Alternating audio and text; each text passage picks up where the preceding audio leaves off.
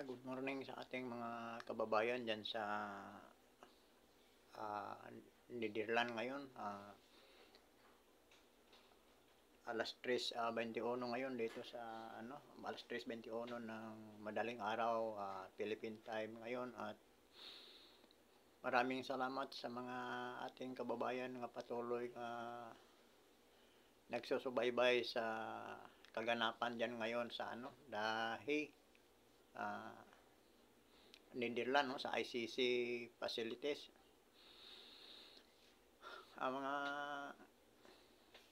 kababayan dyan sa Netherlands, maraming salamat sa patuloy pagsuporta nyo sa ating ex-president Rodrigo Duterte.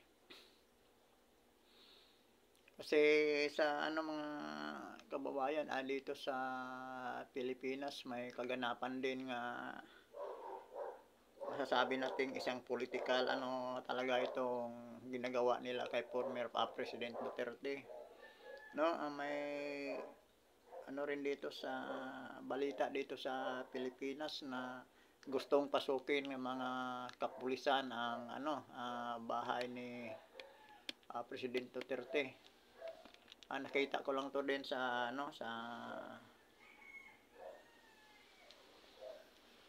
Facebook, sa YouTube, mga kababayan, at patuloy lang nating subaybayan itong kaganapan sa ni President Duterte. Ito mga kababayan,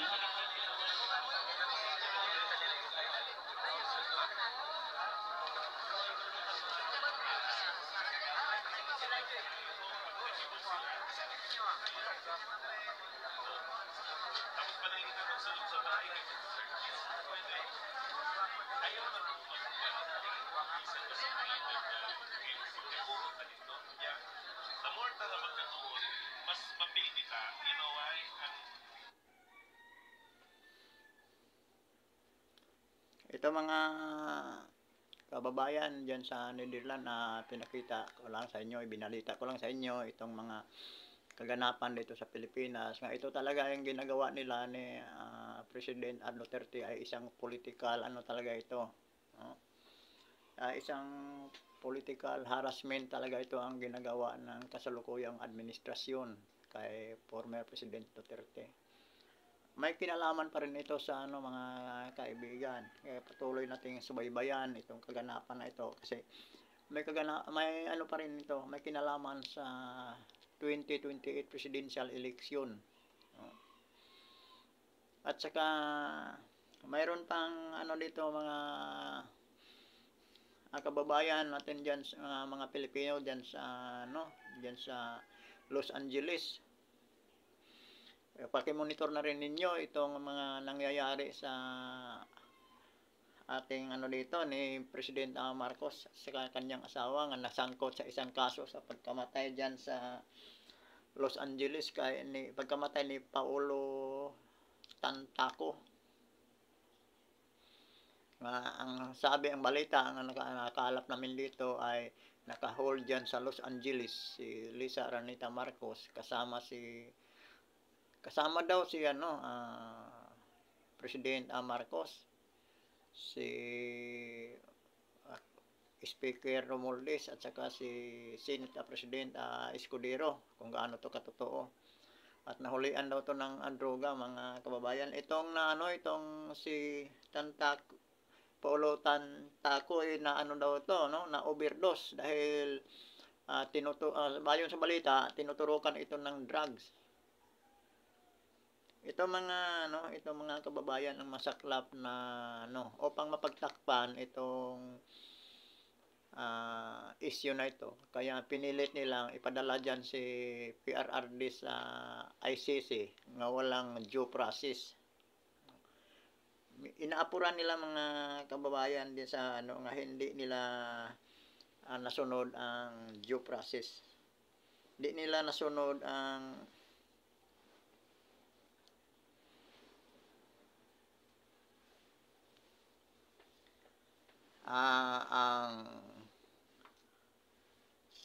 international crime dito mga kababayan sa ano 'to, ano,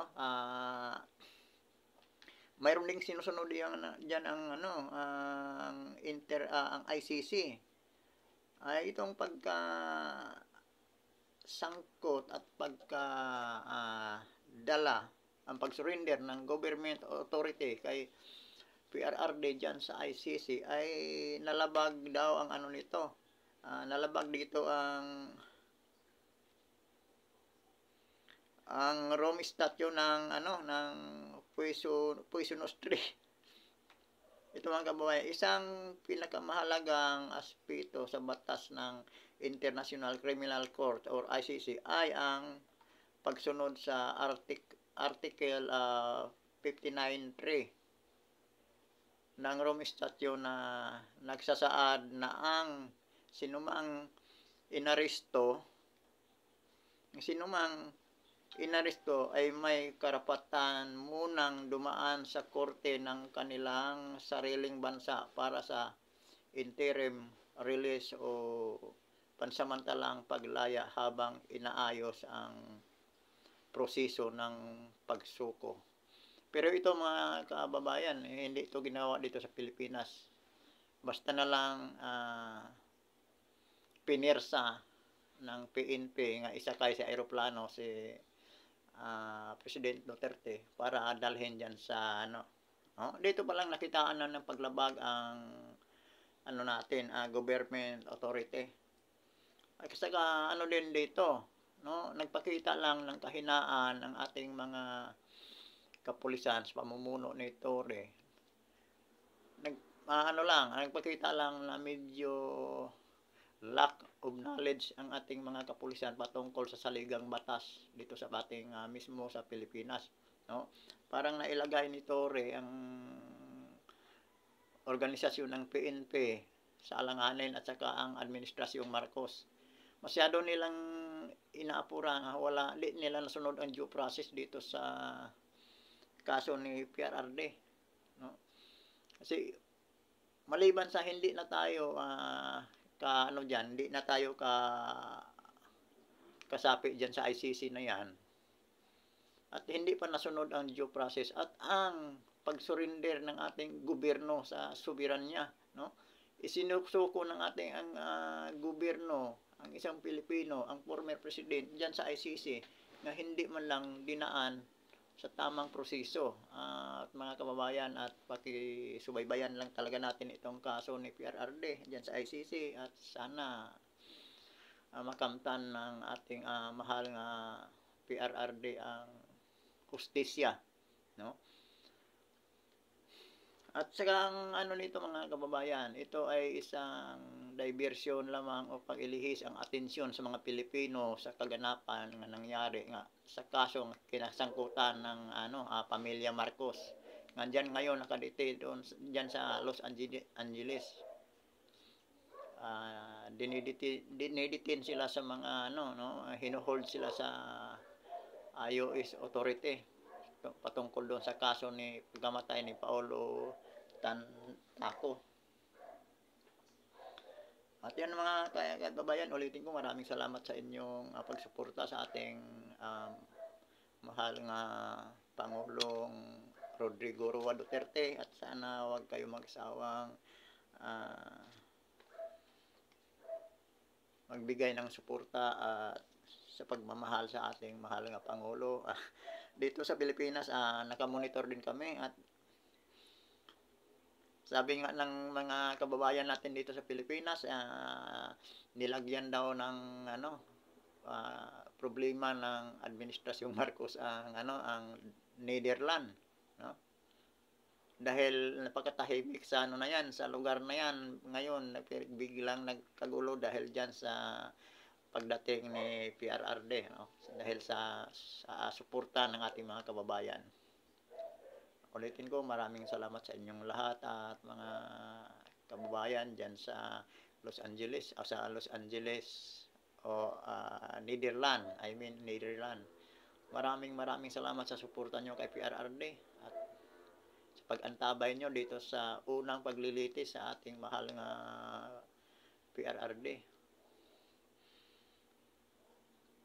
At wag lang kayong ano diyan mga kababayan, wag niyo lang kalimutang manalig sa ating Panginoong Diyos at patuloy lang tayong magdasal nga sana makaraos ang ating mahal nga President Rodrigo Roa Duterte. At saka nandiyan na rin si Vice President Sara Duterte. Mga kababayan, maraming salamat sa inyong lahat at magandang umaga. Ingat kayo diyan mga kababayan. Biker Adventure, nagpapasalamat sa suporta nyo sa ating mahal nga Pangulo. At sa muli, Biker Adventure YouTube channel, nagpapasalamat sa inyong lahat at ingat po kayo dyan sa lahat ng mga Pilipino kung saan man kayong sulok sa mundo naroroon, at patuloy lang nating suportahan ang ating mahal nga PRRD. Good morning at God bless you all mga kababayan. At wag walang kalimutan mga kaibigan, nga baka pwede paki-subscribe dito sa aking amunting YouTube channel, Biker Adventure YouTube channel. At maraming salamat pala sa mga bago kong mga subscriber at saka sumusuporta dito sa aking munting YouTube channel.